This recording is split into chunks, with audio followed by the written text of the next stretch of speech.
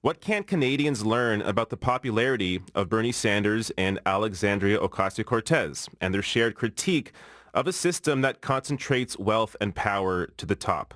Joining me to discuss this is Christo Aivalis, a postdoctoral fellow in the History Department at the University of Toronto, with writing credits in Maclean's, The Globe and Mail, and The Washington Post, and the author of the piece titled The Lesson Ocasio-Cortez and Sanders Have for the Left, Embrace Class Conflict, which you can read on CanadianDimension.com. Christo, welcome to the show. Thanks for having me. So before I get to some more pointed questions here, I want to read this. So you start your piece off with a quote from FDR, and I love this quote, and I think it sets the stage for this conversation. So I'm gonna read this. Quote, "We had to struggle with the old enemies of peace, business and financial monopoly, speculation, reckless banking, class antagonism, sectionalism, war profiteering. They had begun to consider the government of the United States as a mere appendage to their own affairs. We know now that government by organized money is just as dangerous as government by organized mob. Never before in all our history have these forces been so united against one candidate as they stand today. They are unanimous in their hate for me, and I welcome their hatred." So that was FDR in 1936. Speaking about this, essentially this is at a time where he was pushing the New Deal because of labor movements that pushed him to do that. And now I think we're getting to a point now where we're going to have to see leadership like that again. So before we get into any specifics on actual politicians, what do you mean when you talk about embracing class conflict? Well, when I speak about that, I mean, to look at the reality before us and look, and even Warren Buffett, who has, kind of famously said, and I'm paraphrasing here, that, class conflict does exist in our society, but he says it's largely, the 1%, the elites, conducting that warfare, conducting the offensive, if you will, and they're winning.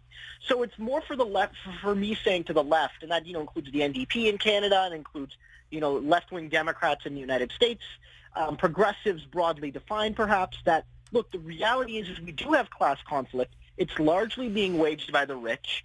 The rich have a higher class consciousness than the rest of us, and we need to recognize that this is happening. And rather than say, oh, ignore it, or rather than say, oh, we have to rise above this conflict and find common ground, the lesson for the left is they have to embrace the reality of class conflict and then use it for their political advantage by arguing that, yes, this is happening, it's unavoidable, so we're going to use the one thing regular people have under a democracy, which is their sheer numbers, to enact positive and meaningful change. So what do you see in Alexandria Ocasio-Cortez and Bernie Sanders that shows you that they're showcasing leadership here on this issue?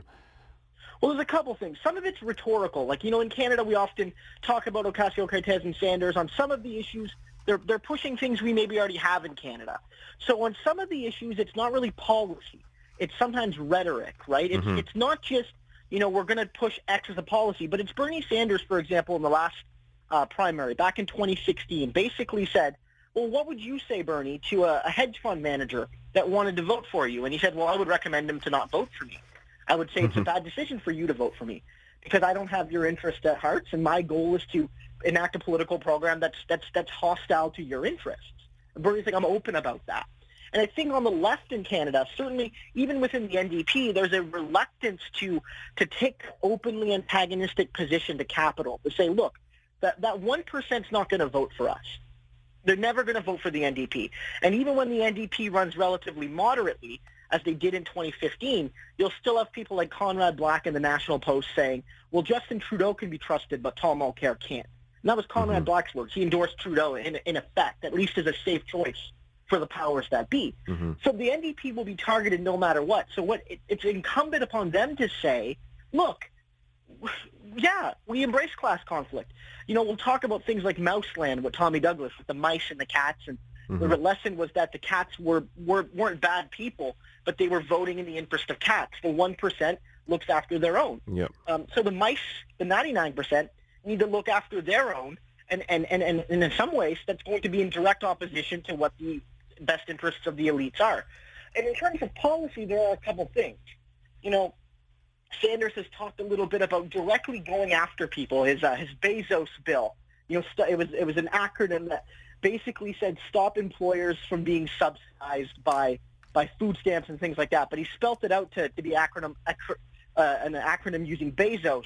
And it was a brilliant tactic, and in a sense, it kind of forced Bezos' hand, and he increased the minimum wage to $15 across the entirety of Amazon. And Ocasio-Cortez, of course, has talked about things like a 70% top marginal tax rate, which we've talked about on the show.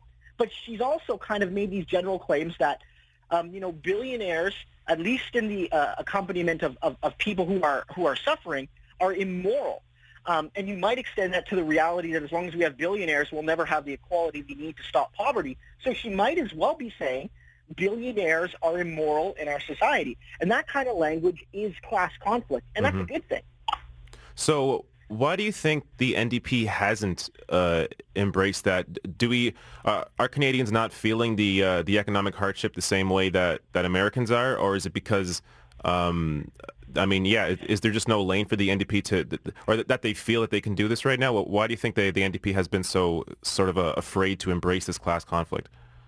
Well, it's in recent, and this isn't to say, and as I noted in my piece, that none of this would be new for the NDP. In fact, to go back to the 60s or the 70s, American progressives would be looking to the NDP and saying, well, why can't we do that? And the reality is that this is not absent from the party. It's underemphasized by the party. And this is where they get into this weird, space where, the National Post and other major news sites can look at NDP policies and look at the statements by NDP candidates and find things that are actually quite radical. And then they denounce those things as Venezuelan communism. And I know you'll talk about the Venezuela issue later on the show. But the reality is that the NDP, in not kind of leaning into those policies and say, yes, we do believe that, but you're misrepresenting it. Here's what we actually mean. But instead trying to shy away from those things, it makes them sound like they're almost ashamed of what they believe. In some ways, that's quite important. Other factors do include the fact that, inequality in the United States is at least more public. The wealthy in the United States are wealthier than the wealthy in Canada. They have more wealthy people.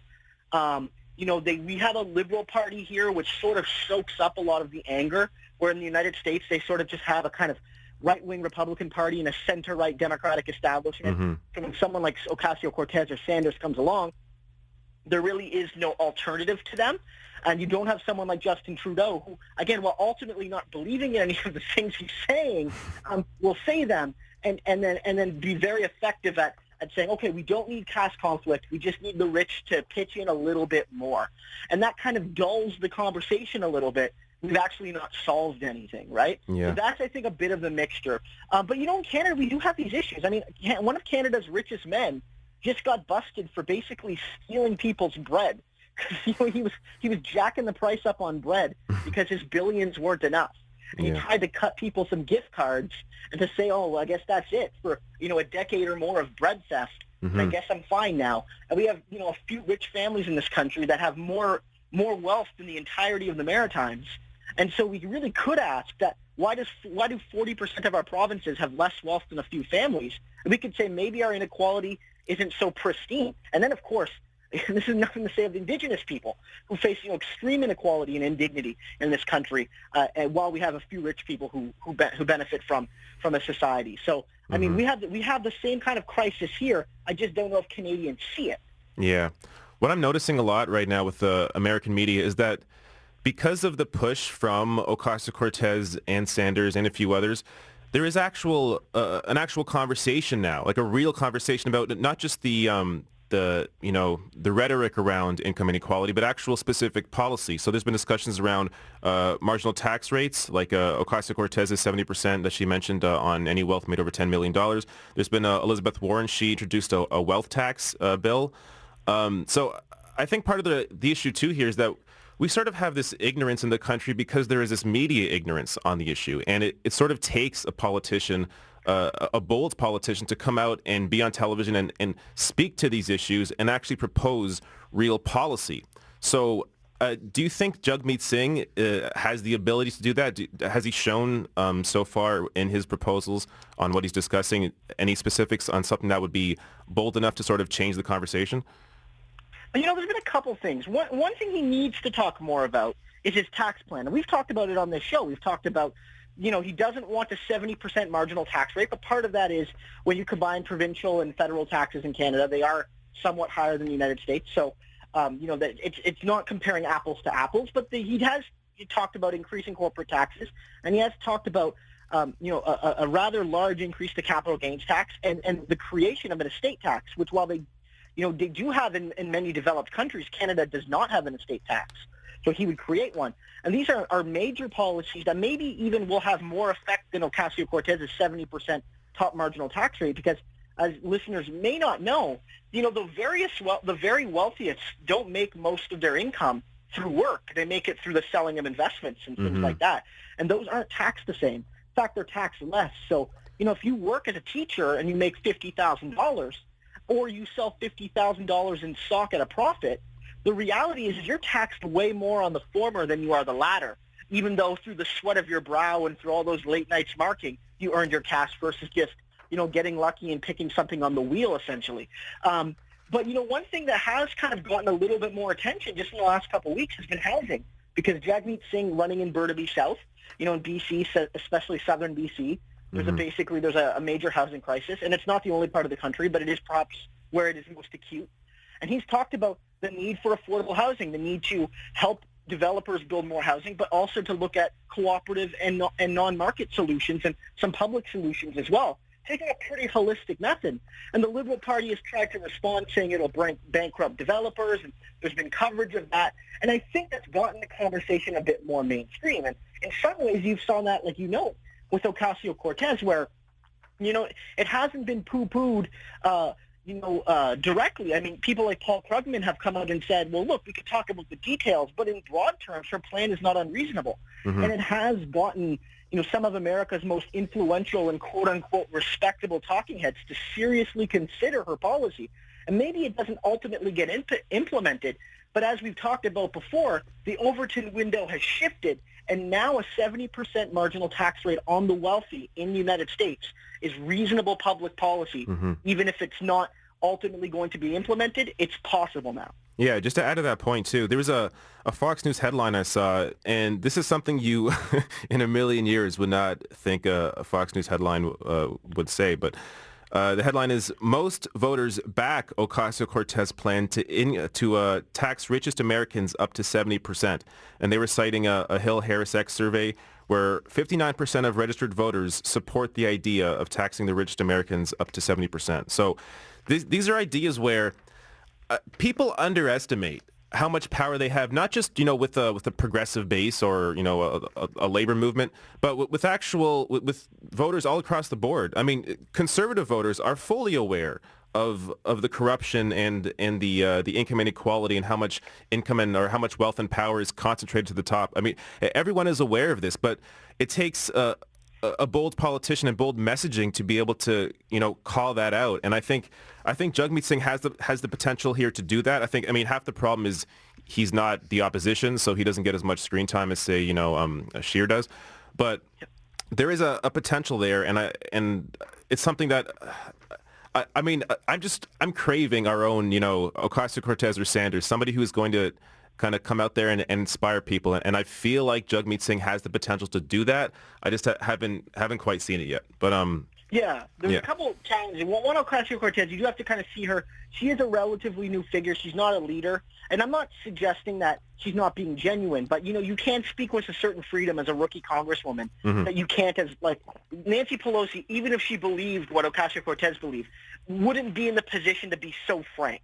There's different levels of how you speak, and the leader of a party does have those certain restraints, although maybe not as much as what's needed. But what you raise is an excellent point. The idea is progressive policies are popular. They're popular with the vast majority of the population. And this is one of the eternal struggles with the NDP, is that if you look at what most of our policies are, things like dental care, things like pharmacare, things like, better assistance for seniors and better assistance for low-income families, most of these things pull very well. They pull very well. Or maybe the population's divided, but it's divided 50-50, even though the NDP maybe gets 20% of the vote.